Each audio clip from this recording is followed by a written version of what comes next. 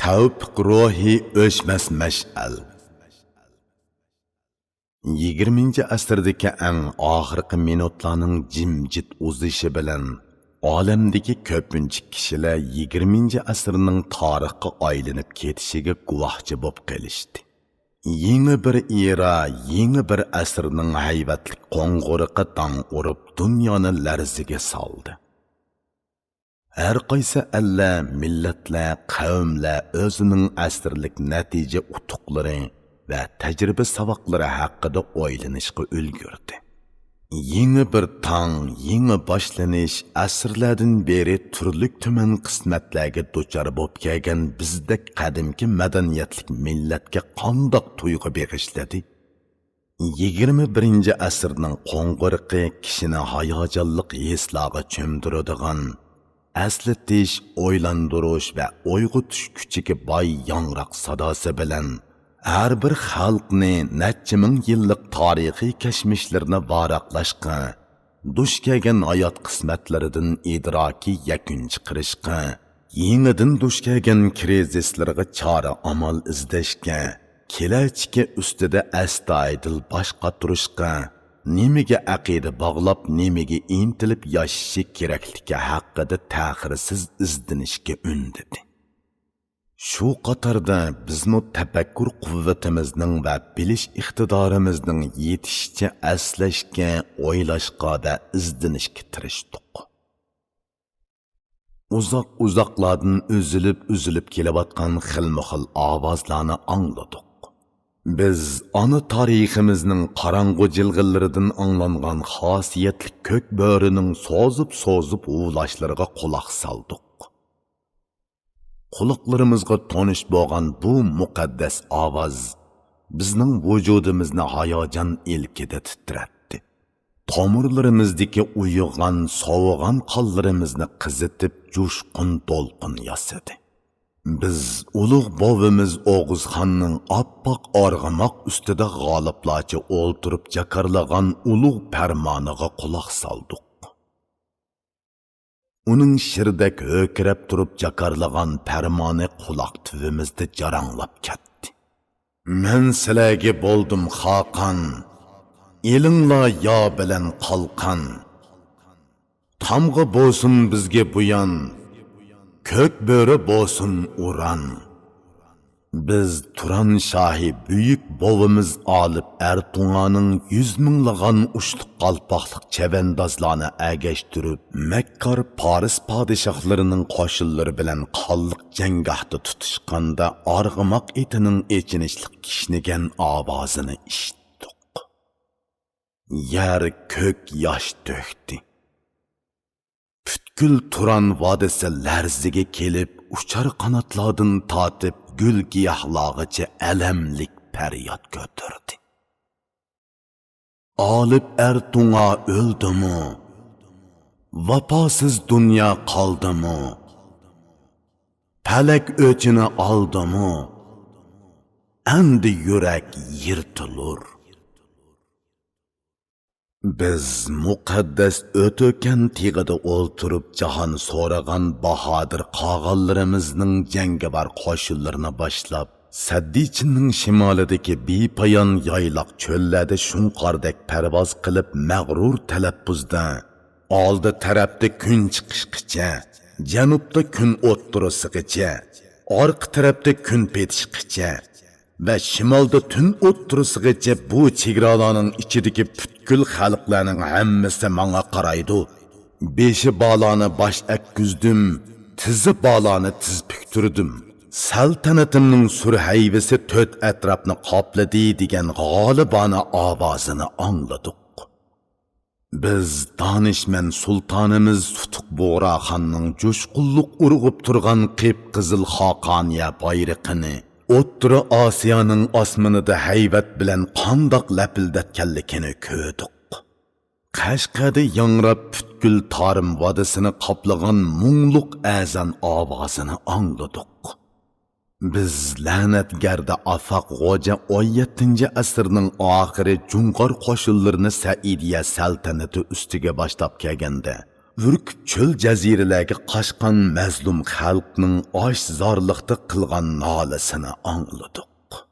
Yakandagi oliy bilim yurti 360 hujralik oltinlik madrasasini qorshab o'z qo'li bilan o't qo'yganda, madrasa ichiga panohlanib olgan 2000 dan oshiq ustoz shogirdning charaslab ko'yayotgan dahshatli o't dengizi ichida qilgan qog'ishlarini angladik. Biz ana shu qulluq asorati va nodonlik jaholati tufayli boshlangan ko'p asrlik tugamas so'riqchiliklarda, tarixning tugamas tasqashlarida qadamda turkiy xalqlar ichida avangard hisoblanadigan bu madaniyatlik millatning butunlay holidan ketib to'limiz zaif va bechora holatga tushib qolganligini esladik. O'ttura asrda yashagan mashhur islom tarixchisi Mas'udi ajdodlarimiz to'g'riliq davrimizda, ya'ni 943-yillari turk qabilalari va turklar ichida 9 o'g'izlardek botur, ulardek qudratli ham ulardek mustahkam davlat boshqurganlar yo'q deb qoyillik bilan tasanno o'qigan bu ulug' xalq oradan 1000 yillar o'tganda xuddi olim Abdushukur Muhammad Iminning tili bilan aytganda, Ahmad Shah Qaraqoshining mashhur satirasi ot haqida Muhammadda tasvirlangan Abgor otning holiga tushib qolgan edi. Haqiqatanmi Uyg'ur xalqi bu yillarda Manju hukmronlarining qo'llashtirg'uchi qabih siyosat qonunlarining to'mir panjisida va so'pi ishonlarning nodonlashtirg'uchi aqida tashabbuslarining jaholat iskanjisida g'urur iftixoridan va ishonch e'tiqodidan ayrilib, zaiflashib, g'ururlashib, tushkunlashib, buzuqlashib, insoniy safosidan ig'iz ochqili bo'lmaydigan bir to'p anqov ozg'un qavmga aylanib qolgan edi. Ashu yillarda Qashqariya tuprog'iga qadam bosgan 23 yoshli qozoq olimi Cho'qon Valixonov 1858-yili o'z xotirasiga mundoq yozgan edi. Bu millatning beshiga kelayotgan tutmas tugamas qulluq asorati, zo'rluq, zo'mbo'liq ham adolatsizliklar ana shundoq bir-biriga ishonmaslik, o'rinliq, yolg'onchilik, buzuqlik degandek illatlarning yomrab ketishiga sababchi bo'layotdi. Lekin bu millatda boshqa millatlarga nisb bo'lmagan shundoq bir sehriy kuch borki, agar bu millat boshqacha bir afzal sharoitga ega bo'la olgan bo'lsa-edi, o'zlari bilan bir dindagi boshqa millatlarni orqada qoldirib hammaning oldiga o'tib ketgan bo'ladi. Cho'qon Valixonov to'g'ri aytgan edi. Albatta, Angliyalik Samoil Simoyilsi aytgandek, kishilar ziyoda parvishga, chekidan oshgan rahbarlikka va qattiq nazoratga tushib qolgan joyda muqarrar shundoq bir oqibat kelib chiqadi. Bundaq kishilar qutqizg'ili bo'lmaydigan zaiflikka giribtor bo'ladi.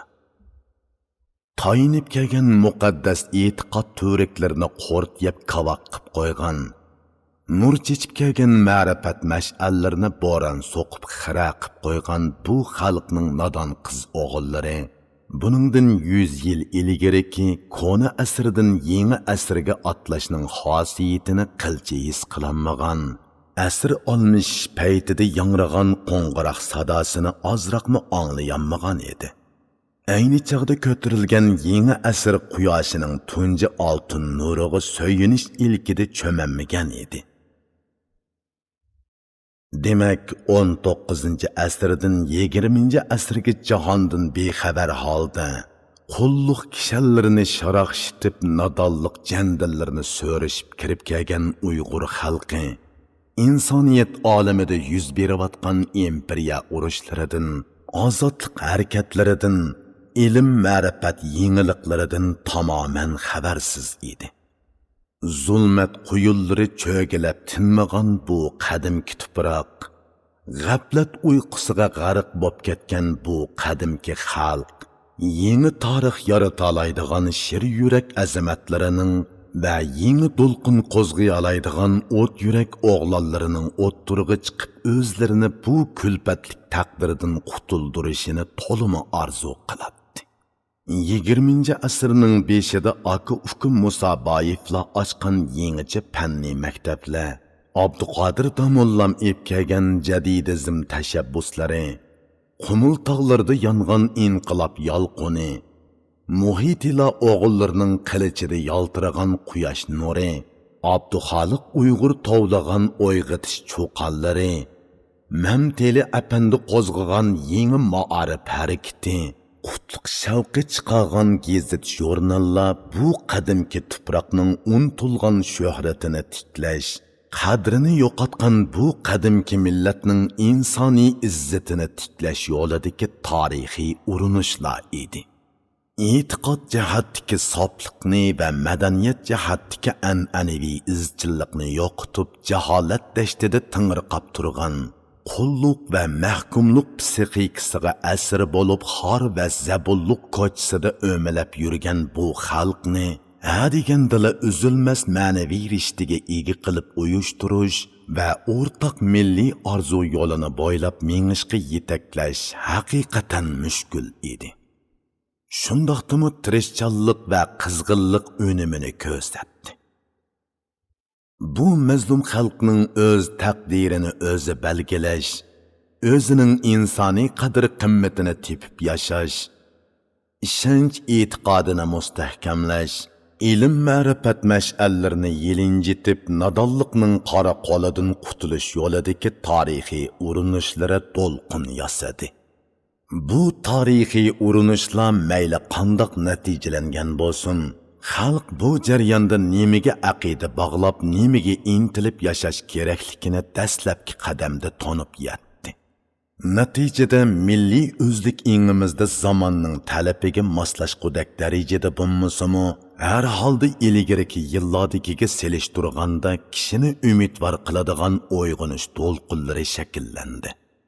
Ana shu milliy o'zlik ingimizda shakllangan uyg'onish to'lqinlarining avjida bir yangroq sada, ya'ni tavfiq ruhi, nodonlikdan, qaloqlikdan, behudlikdan qutulish yo'lida borliqini beg'ishlash, ilm ma'rifat orqali millatni gullantirish ruhi o'zgucha sehriy qudrat bilan nara tortdi.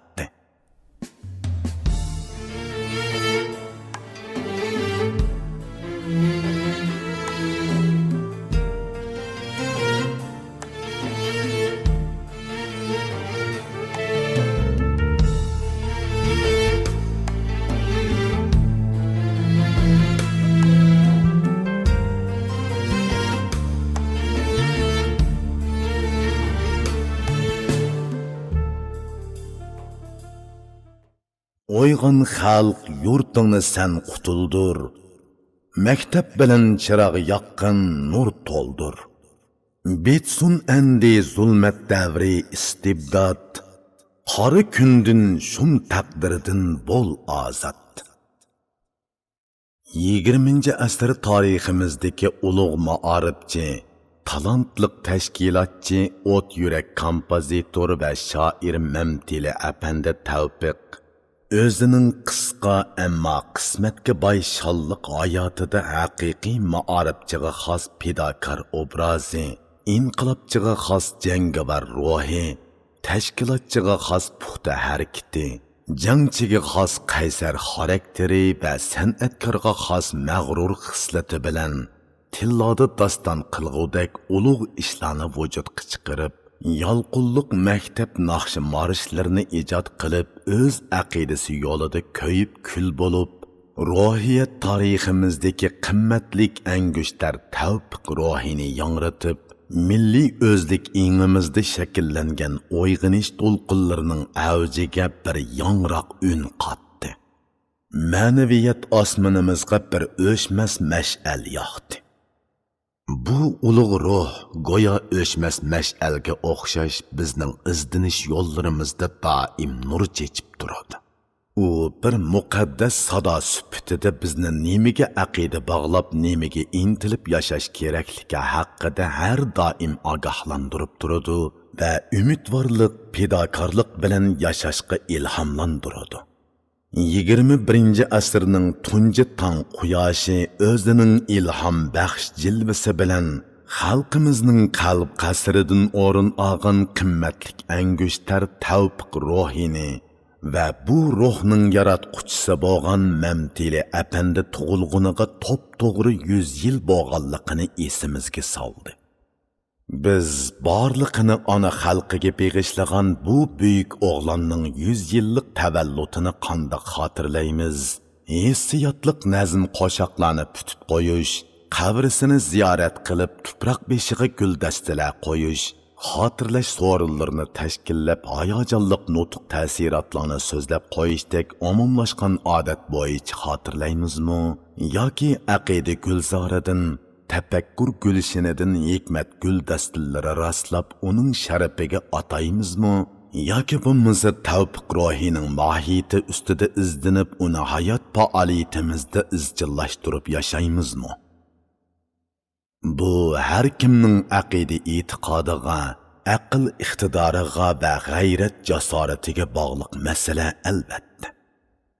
Menimcha eng afzali milliy ruhiyat tariximizdagi qimmatlik angushtar tavfiq ruhining mohiyati ustida izdinib, uni hayot faoliyatlarimizda izchillashtirib yashash, xalqimizning o'yin tomosha, kulki chaqchaq, nag'ma navo so'rinlariga g'arq bo'lib, bexudlarcha yashashining zalolatga ib boradiganligini ogohlantirish, zamonning taqozzosiga quloq selib, ilm ma'rifat ishlarini a'lo bilib, nadonlikdan, o'rinlikdan qo'l uzishiga turtki bo'lish, duch kelgan xilma-xil krizisga oqilona yuzlanib, o'zimizni tonib va o'zimizni kuchaytib, raqobat so'rinlarida o'zimizni namoyon qilib, shon-sharaf quchib yashashga turtki bo'lish, avlodlarni har qanday xiris va to'salg'uga taqobil tura oladigan, izzat hurmati uchun kurash qila oladigan qilish, o'zini uzuksiz mukammallashtirib, o'zga xalqlar bilan qo'lni qo'lga tutishib, barobar inoq, baxtiyor, ko'ngillik turmush barpo qila oladigan qilish. Davr va zamon yuklagan mas'uliyatni bajonidil o'rinlay oladigan qilish. Ana shu chog'da biz Mamtili apandini haqiqiy xotirlagan bo'lamiz. Kaskin raqobat to'lqinlariga o'zimizni bemalol atalaymiz va kutmagan xirislar oldida mustahkam mazmut put dastlab tura olamiz. Tavfiq ruhi shaxsiyatsiz ruh. U bahramand bo'lib yashashni a'lo biladigan emas, balki beg'ishlab yashashni a'lo biladigan ruh. Tavfiq ruhi kurashchan ruh. U nadonlik va yovuzlikqa qarshi turib, erkin madaniy hur hayotni oliy nishon qilgan ruh. Tavfiq ruhi ma'nisi mo'l, ahamiyati zo'r, angushtar kabi ruh. Tavfiq ruhi ilhom baxsh ruh. U jasorat va farosat bilan to'lgan ruh. Tavfiq ruhi o'chmas ruh. U mash'alga o'xshash yo'riq sepib, uzuksiz lavildab yenib turadigan ruh. Tavfiq ruhi mangu vaqti o'tmaydigan yuksak ruh. U milliy hayotimizdagi bir turli qimmat o'lchami. 2001 yili 1 oyda yozildi.